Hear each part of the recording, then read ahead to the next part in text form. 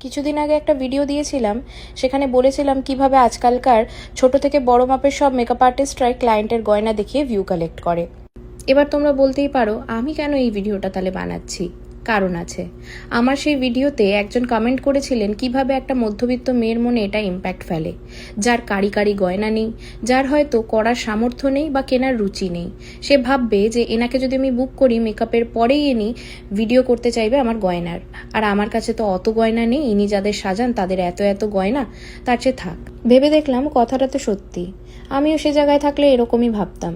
পিছিয়ে পড়ার ভয় হয়তো সবারই আছে, কিন্তু সেটার জেরে আমি আমার বাবাকে কখনো বলবো না তার রক্ত জল করা টাকা দিয়ে কারি কারি বাক্স ভর্তি আমাকে গয়না করে দাও, বা আমি নিজেও সেটা হয়তো কেনার সামর্থ্য রাখি না এবং কিনতেও চাই না। তবে যাদের আছে তারা অবশ্যই করবে। সেটা দেখে পিছিয়ে পড়ার কিছু নেই। তোমরা এরকম কিছুই ভেবো না যে তোমাদের কাছে দুটো গয়না কম আছে বলে তোমরা কম সুন্দর। এই আজকালকার দিনে যা রিপ্লেসমেন্ট বেরিয়ে গেছে সোনার, তাতে বোঝা দেয় যে কোনটা আসল কোনটা নকল।